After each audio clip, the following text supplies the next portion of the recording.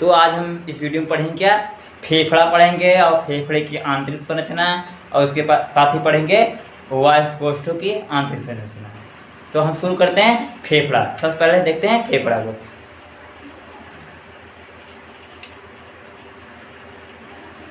फेफड़ा मनुष्य का प्रमुख श्वसन अंग होता है। फेफड़ा जो होता है मनुष्य का प्रथम यानी प्रमुख श्वसन अंग होता है।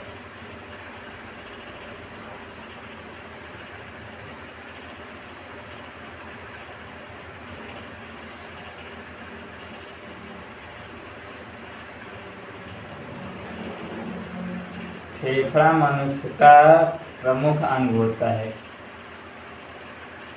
जो उदर गुहा में स्थित होता है, जो उदर गुहा में स्थित होता है।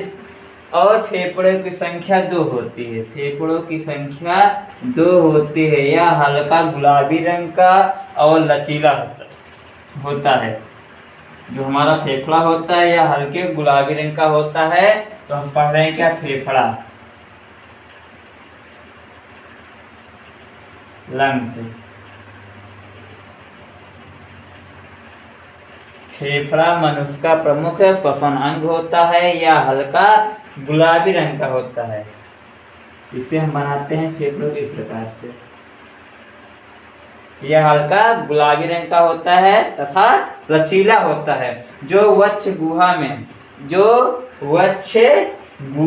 स्थित होता है।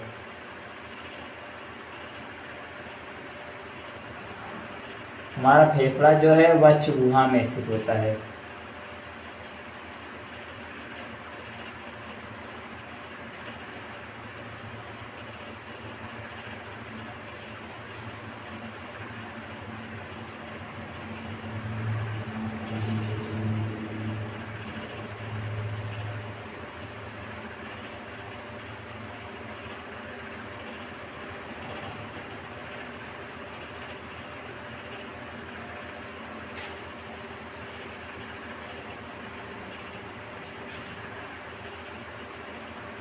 हमारा फेफड़ा वक्ष गुहा में स्थित होता है और चारों तरफ से हृदय को घेरे रखता है। और इसका निचला सिरा जो होता है, किनारा होता है, यह डायफ्राम के ऊपर स्थित होता है। इसका जो निचला सिरा होता है, निचला सिरा वह डायफ्राम के ऊपर स्थित होता है। इसमें क्या होते हैं हमारे, क्या कंठ हो गया, हमारा कंठ है, हमारा एक कंठ है। उसके बाद श्वास नली है, ये श्वास नली हो गया। उसके बाद हमारा ये दायां फेफड़ा है, दायां फेफड़ा,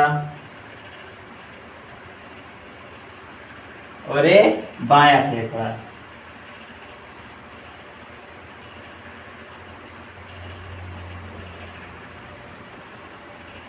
ये हमारा डायफ्राम है।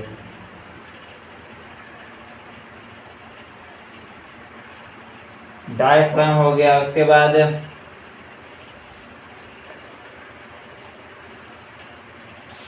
ये बाएं फेफड़े का उच्च पिंड है, बाएं फेफड़े का उच्च पिंड,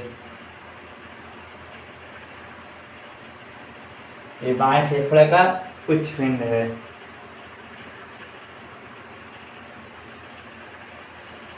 ये हमारी मुख्य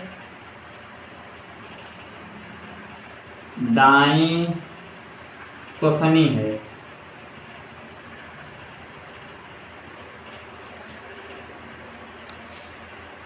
एक आगे जाकर बढ़ जाती है छोटे छोटे शाखाओं में।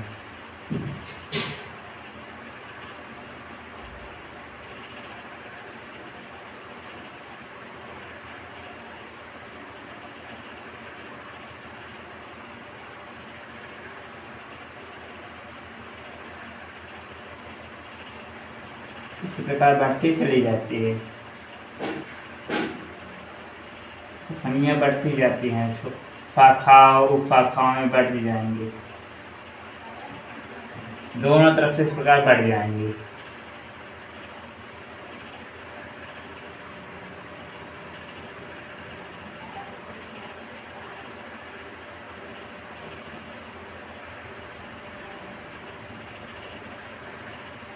बढ़ती चली जाएंगी। फेफड़ा मनुष्य का प्रमुख श्वसन अंग होता है। फेफड़ा जो होता है मनुष्य का प्रमुख श्वसन अंग होता है। इनकी संख्या 2 होती है, इनकी संख्या 2 होती है और ये हल्के गुलाबी रंग के कोमल तथा लचीले अंग होते हैं। यानी फेफड़ा हमारा जो होता है मनुष्य में 2 होता है, या हल्का गुलाबी रंग का होता था, लचीला होता है, और इसकी संख्या कितनी 2 होती है, या लचीले गुलाबी हल्के गुलाबी रंग का होता है। जो वक्ष गुहा में हृदय को चारों तरफ से घेरे रखता है। यहाँ यानी कि हमारे बीच में हृदय होता है, हृदय के दोनों तरफ हमारे बायां फेफड़ा और दायां फेफड़ा स्थित होता है। दायां फेफड़ा और बायां फेफड़ा स्थित होता है, जो हृदय को दोनों तरफ से घेरे रहता है। प्रत्येक फेफड़े के चारों ओर पतली तथा दोहरी झिल्ली चढ़ी होती है। प्रत्येक फेफड़े पर एक पतली झिल्ली चढ़ी होती है। प्रत्येक फेफड़े पर 2 कलायुक्त झिल्ली चढ़ी होती है, जिसे फुफ्फुस आवरण कहते हैं। इसके ऊपर दोहरी झिल्ली चढ़ी होती है इस प्रकार से।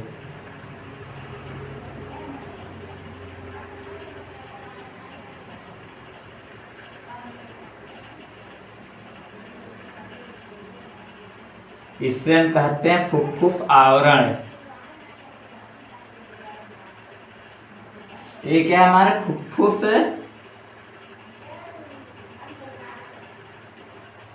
वरण, फुफ्फासरण, यानी कि फुफ्फुस आवरण होता है। फेफड़े के ऊपर पाई जाने वाली झिल्ली या दोहरी कला की होती है, इसे कहते हैं फुफ्फुस आवरण कहते हैं। हाँ, इसे हम कलर कर देते हैं, हमारा फुफ्फुस आवरण हो गया है। इसे हम पैडी बना देते हैं कलर में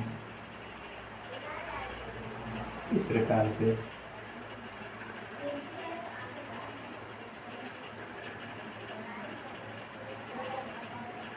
हमारा फुफ्फुस आवरण बन गया इस प्रकार से। हमारा फुफ्फुस आवरण हो गया, हमारा फुफ्फुस आवरण है। उसके बाद हम देखते हैं क्या फेफड़ा जिस गुहा में स्थित होता है। फेफड़ा हमारा जिस गुहा में स्थित होता है उसे कहते हैं फुफ्फुस गुहा। यानी कि फेफड़ा जिस गुहा में पाया जाता है, जिस स्थान में पाया जाता है, उसे हम कहते हैं फुफ्फुस गुहा कहते हैं। यानी फुफ्फुस गुहा में हमारा फेफड़ा स्थित होता है। फुफ्फुस गुहा में एक लफ्ज़दार तरल पदार्थ भरा होता है। फुफ्फुस गुहा में एक लफ्ज़दार तरल पदार्थ भरा होता है, जिसे हम कहते हैं फुफ्फुसी तरल कहते हैं। फुफ्फुसी तरल में हमारा फेफड़ा स्थित होता है, और हम कह सकते हैं फुफ्फुसी अवकाश में है तरल होता है, या फुफ्फुसी तरल पाया जाता है जिसमें हमारा फेफड़ा स्थित होता है, जो फेफड़ों की बाह्य आघातों की रक्षा करता है। जो फेफड़ों की बाह्य आघातों से रक्षा करता है। और हम कह सकते हैं यह तरल फुफ्फुस आवरण को नम तथा चिकना बनाए रखती है। तो क्या है हमारे शरीर में जो फेफड़ा है यह प्रमुख श्वसन अंग होता है, और हमारा फेफड़ा जो होता है यह हल्के गुलाबी रंग का होता है और यह लचीला होता है, और इसके चारों तरफ फेफड़े के चारों तरफ एक दोहरी कलायुक्त झिल्ली चढ़ी होती है, जिसे हम कहते हैं फुफ्फुस आवरण कहते हैं। और यह हमारा फेफड़ा जिस स्थान में होता है उसे हम फुफ्फुस मध्यावकाश कहते हैं। और यह इसके यानी कि हमारा जो फेफड़ा है जिस स्थान में पाया जाता है उसमें एक तरल पदार्थ भरा होता है, जिसे हम फुफ्फुसी तरल कहते हैं, जो बाह्य आघातों से फेफड़े की रक्षा करता है, इसे सुरक्षा प्रदान करता है और इसे घर्षण से बचाया रहता है तथा इसे नम और चिकना बनाता है। हमारा जो तरल पदार्थ होता है फेफड़ों को चिकना बनाए रखता है और इसे मुलायम यानी चिकना बनाए रखता है, नम तथा चिकना बनाए रखता है, और इसे बाह्य आघातों से सुरक्षा प्रदान करता है और इसे घर्षण से भी रोकता है। दोनों फुफ्फुस गुहाएं यानी जहाँ हमारे फुफ्फुस होते हैं यानी फेफड़े होते हैं, मध्य में सकरे होते हैं, जहाँ पर हमारी श्वास नली होती है, यानी ये श्वसनी पाई जाती है। श्वास नाल होता है, श्वसनियाँ होती हैं, ग्रास नली होता है, हृदय आदि अंग उपस्थित होते हैं। यानी फेफड़ा जो होता है बहुत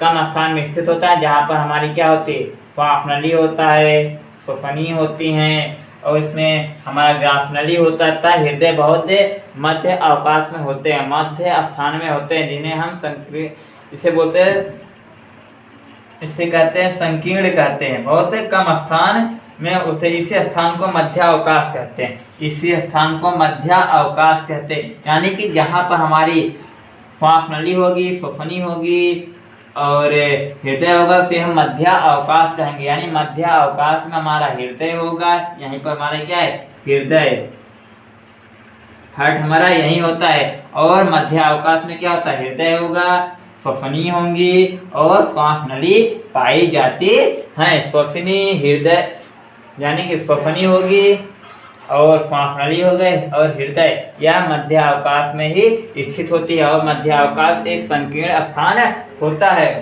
दाहिना फेफड़ा हमारा, ये हमारा दाहिना फेफड़ा है, ये हमारा बायां फेफड़ा है। दाहिना फेफड़ा जो होता है बाएं फेफड़े से हल्का बड़ा होता है, हल्का चौड़ा होता है, परंतु लंबाई में छोटा होता है। और यह लंबाई में हल्का सा छोटा होता है। फेफड़े तंतुपट डायफ्राम से उभरे हिस्से पर चिपके होते हैं। जो हमारे फेफड़े होते हैं डायफ्राम के ऊपरी हिस्से, यानी फेफड़े के नुकीले सिरे जो होते हैं डायफ्राम के ऊपरी हिस्से पर स्थित होते हैं, है ना। देखो इसका न्यूक्लियस सिरा, इसका न्यूक्लियस सिरा डायफ्राम के ऊपर ही स्थित होते हैं।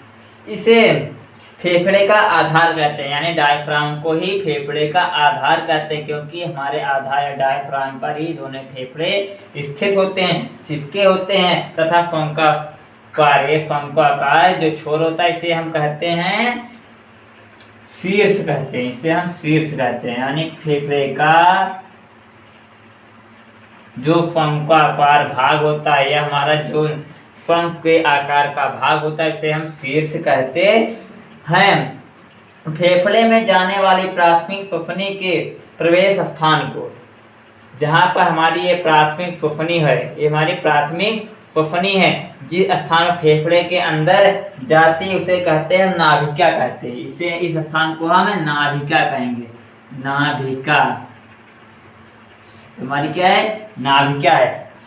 प्राथमिक श्वसनी फेफड़े के अंदर जिस स्थान में भेद कर अंदर जाती है उसे हम कहते हैं नाभिका। इसी स्थान को हम नाभिका कहते हैं। यह खांचों द्वारा 3 पिंडों में बटा रहता है। यह खांचों द्वारा 3 पिंडों में बटा रहता है, जबकि बायां फेफड़ा 2 पिंडों में बटा होता है। ये हमारा 3 पिंडों में बटा होगा इस प्रकार से, और हमारा 2 पिंड में बटे होंगे। यानी कि दायां फेफड़ा हल्का बड़ा होता है और यह 3 खंडों में बटा होता है, जबकि बायां फेफड़ा जो होता है यह इसके अपेक्षा हल्का छोटा होता है या 2 खंडों में बटा होता है।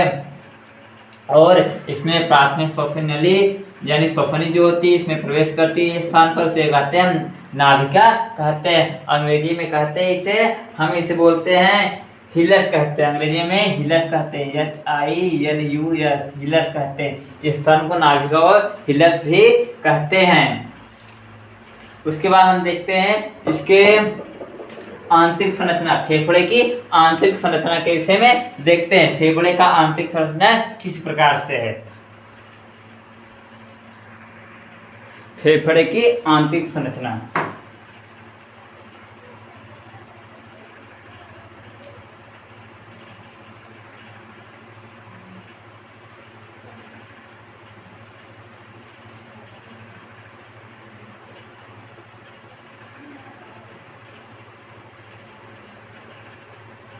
फेफड़े की आंतरिक संरचना, internal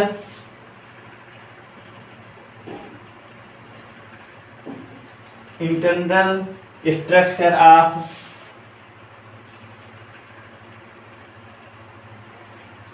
lung, internal structure of lungs, फेफड़े की आंतरिक संरचना।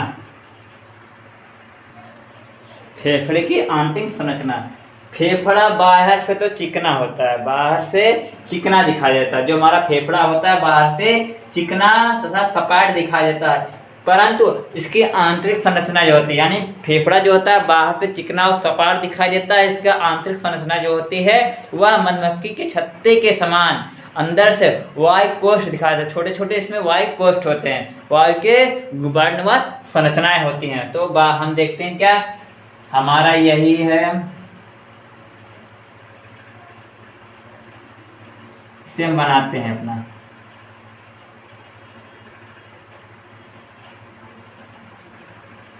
हमारी कंठ हो गई, एक श्वास नली, सी आकार के छल्ले पाए जाते हैं। हमने इसे पिछले वीडियो में बताया था कि इसमें सी आकार के छल्ले होते हैं जो श्वास नली को वायु की अनुपस्थिति में चिपकने से रोकती है। उसके बाद यहीं से हमारी प्राथमिक श्वसनी निकलती है, प्राथमिक श्वसनी निकलती है, और प्राथमिक श्वसनी से क्या द्वितीय श्वसनी निकलेगी।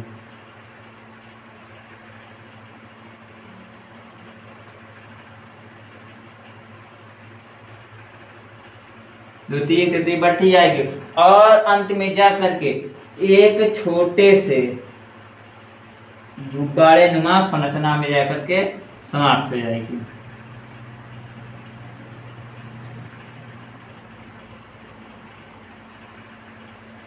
इस प्रकार से छोटे से गुब्बारेनुमा संरचना। फेफड़ा बाहर से हमें तो चिकना तथा सपाट दिखाई देता है। ये हमारा कंठ हो गया, ये हमारा श्वास नली हो गई।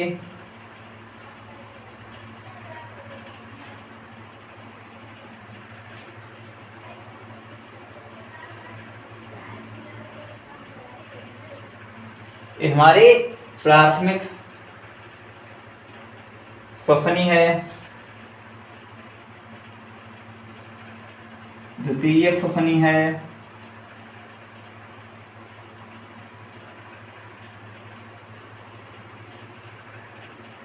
इसी प्रकार द्वितीय तृतीय बढ़ती चली जाएगा और अंत में इसका एक छोटे से गुब्बारनुमा संरचना के बाद समाप्त हो जाता है। तो हमारा फेफड़ा जो है बाहर से तो चिकना था सपाट दिखाई देता है, परंतु आंतरिक संरचना जो होती है मधुमक्खी के छत्ते के समान है। इसमें क्या होता है, वायु कोष्ठ होते हैं, वायु की छोटे छोटे गुब्बारनुमा संरचनाएं होती है जो गैसीय विनिमय के लिए अति संवेदनशील होती है। प्रत्येक वायु कोष्ठ एक श्वसनी में से, प्रत्येक वायु कोष्ठ एक श्वसनी से निम्न प्रकार से, इस प्रकार से जुड़ी होती है, इस प्रकार से संबंधित होती है, जुड़ी होती है। जो हमारी प्रत्येक गुब्बारनुमा संरचना होता है इस प्रकार से जुड़ी होती है, इस प्रकार से संबंधित होती है। प्रत्येक श्वसनी श्वास नली के दो भागों में बंटने से बनती है।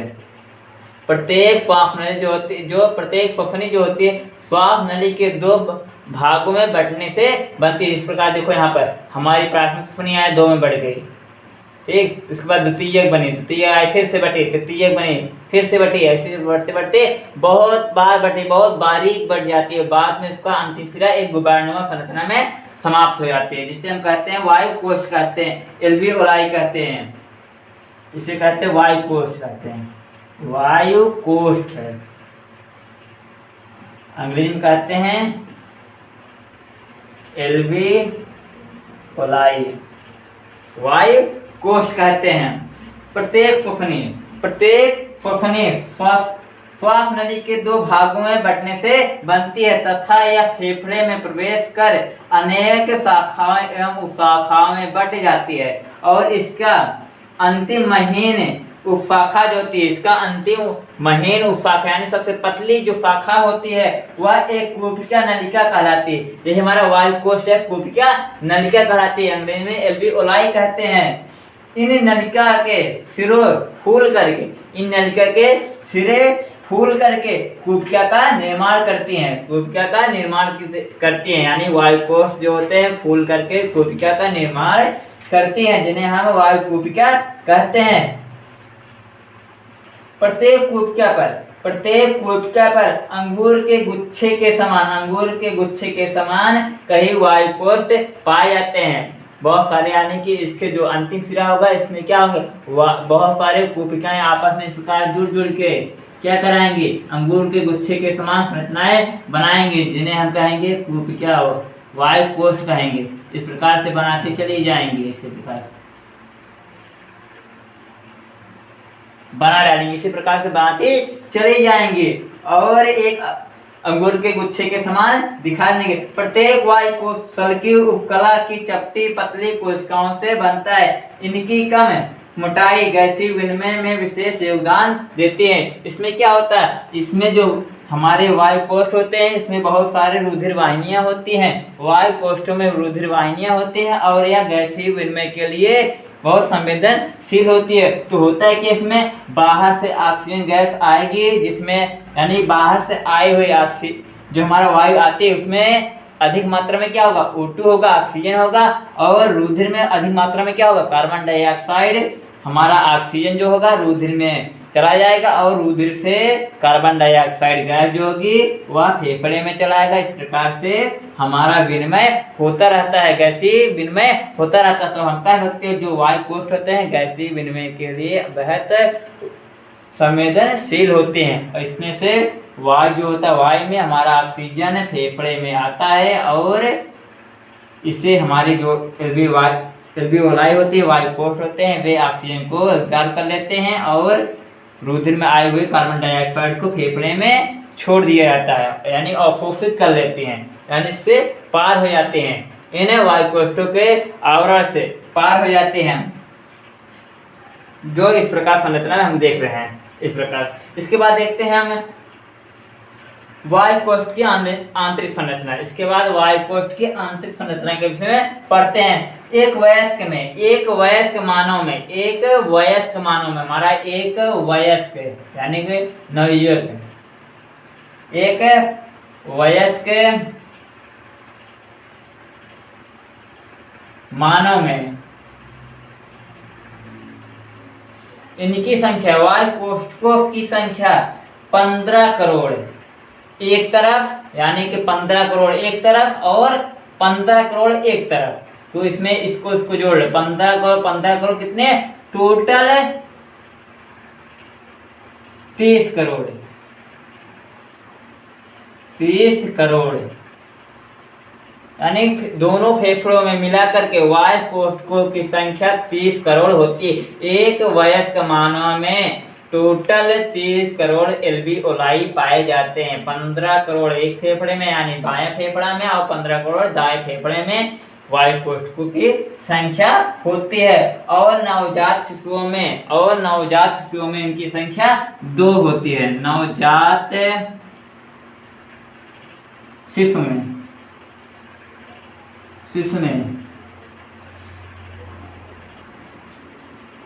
एल्वियोलाई की संख्या 2 करोड़ होती है।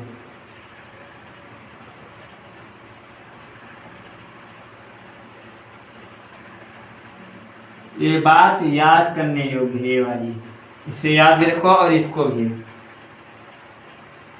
तो एक वयस्क मानव में एल्वियोलाई की संख्या 30 करोड़ टोटल और एक नवजात शिशु में एल्वियोलाई की संख्या 2 करोड़ होती है। 2 करोड़ होती है। इसके बाद देखते हैं वायु कोष्ठ की आंतरिक संरचना के विषय में यही होगा क्या, वायु कोष्ठ की आंतरिक संरचना में यही होता है कि वायु कोष्ठ यानी हम कह सकते हैं उन्हें वायु कोष भी कहते हैं, वायु कोष्ठ या वायु कोष भी कहें। इनमें रुधिर वाहिनियों का जाल बिछा होता है जो क्या करते हैं, CO2 गैस को, रुधिर में आए हुए CO2 गैस को वायु कोष में आएंगे और उसे एब्जॉर्ब कर लिया जाएगा, इसको अवशोषित कर लेगा कौन, फेफड़ा। और फेफड़े में आए हुए जो ऑक्सीजन गैस होगी या इसमें क्या होंगे, रुधिर वाहिनियां होंगी जो उसे O2 ग्रहण कर लेंगे और यह पूरे शरीर में भेज दी जाएंगी और यहाँ से कार्बन डाइऑक्साइड पूरे रुधिर से फेफड़े में आ करके वातावरण में छोड़ दिया जाएगा।